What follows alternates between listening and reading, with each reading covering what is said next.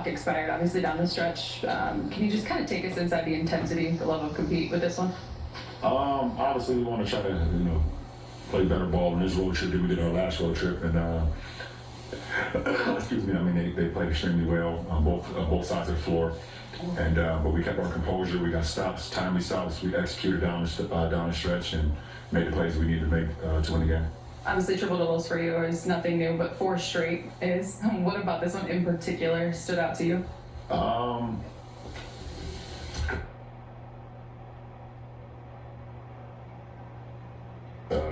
Because I was not in a good rhythm. I mean, offensively, I wasn't in a good rhythm, but being able to do other things.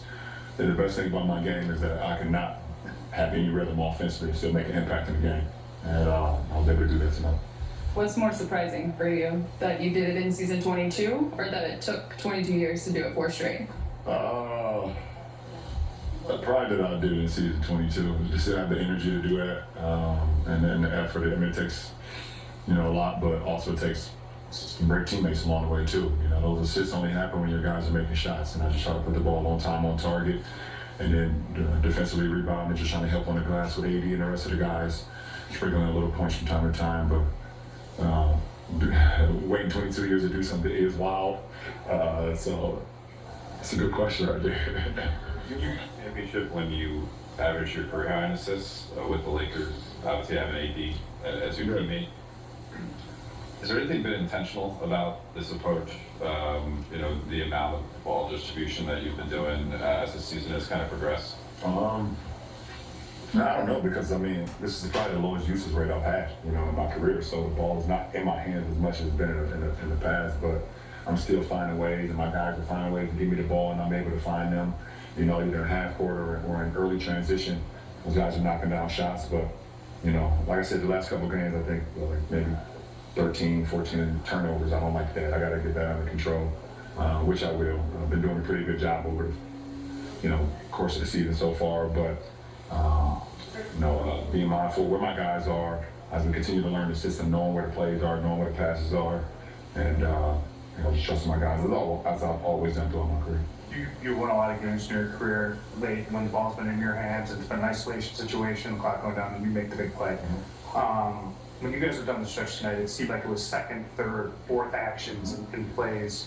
When you talk about building out trust and what you guys are trying to do, how critical is that kind of late game execution, and what does that show you about kind of the buy-in? No, it's very critical that we can, pretty much exhaust the 24-second shot clock and still be able to get a good look. And we did that all the way down the stretch. We put us up 3. We went through multiple actions, got it down, to the point where D-Lo kind of popped back, almost had a shot, dumped it to AD. We go split game. D-Lo comes screaming for me. I curl around, get a layup, to kind of seal the game. We was able to get a stop and make a couple more free throws, but it's big time for our team that we know we can execute going down the stretch, and it doesn't always have to be in early transition, or it doesn't have to just the ball be in my hands and we isolate or whatever the case may be.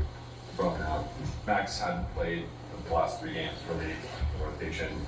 Steps in tonight with Rui out, has the season high in points, plays really good defense. Jay was talking about him fronting Wemby in the post when you guys went to Reading 1 through 5. What would you see from Max tonight? Just professionalism. We didn't know until we got here that Rui was out. We went to shoot around this morning at the hotel, but when the numbers called, the numbers called. Guys work on their game every day, and I know it's a tough situation for anybody to be in a rotation, then be out the rotation, and then the numbers call and you have to go out and produce.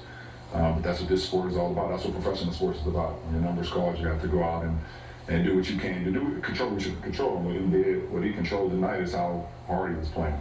And you go out there and do what you're supposed to do, and the coaches believe in you. We believe in him. Obviously, when he's on the floor, and he just made plays after play after play. So it's great to see that. Max, D'Lo had, I think, 13, 6, and 3 game. You guys had a couple bucks also just defensively impactful. How critical was that bench tonight, but also just the last 2 games? Obviously, when we move, our bench, has some times, tough time scoring at times throughout the course of the season. But the move to bring D'Lo off the bench just gave us a big time counter. And then we moved one of our guns from the bench to the starting lineup, and bringing Dalton to the starting lineup. Max and Gabe picked that up. And D'Lo just do what he's been doing. So that was just big time for our team. That when one guy slides into the rotation, then the rest of the guys also slide and help us win a ball game. It was a big win for us. I mean, like I said, we didn't play well on our last road trip, and we knew it was going to be a tough game tonight. With it being the first in-season tournament game for us and them. And then tomorrow's going to be very tough on the back-to-back going to New Orleans. So we look forward to that one. Last two. You talk about being in year 22. Is it nice to look up and still see Chris Paul out there? And is it harder for a 6-footer to last 20 years in this league? I don't know if it's hard for a 6-footer. I don't know. I'm 6'9", so I have no idea. But it's always great to see a dear friend of mine still doing what he loves to do. Podcasters and they're saying that after the game you came over and told him some boots you saw that he could have been trying to take the time in to do it. Because I've been doing it for 22 years. I always have. Young talent coming to this league. I've always had an open door policy on guys wanting to get better and learn the game. And what I can see is competition. We're on the floor for those 48 minutes, and then right afterwards, I love the young. Every crew that come in, every group that comes in every year. I did the same with Jay McCann the other day when we played in Philly, or when we played against them at home. Did the same with those guys. Those guys are the new breed, and they're going to have to continue to carry this league when the old farts leave. So, I love to see that. Go ahead, Dave. Go ahead. 4 straight triple doubles for the first time in his career. Russ did it, and Magic did it twice. Big game, James. You were on that 8-7 team when he did it March into April. LeBron, November 8th through the 15th, 4 straight games. And by the way, the Lakers have won 4 straight. LeBron said, I played like Fleet. And by the way, his bad game is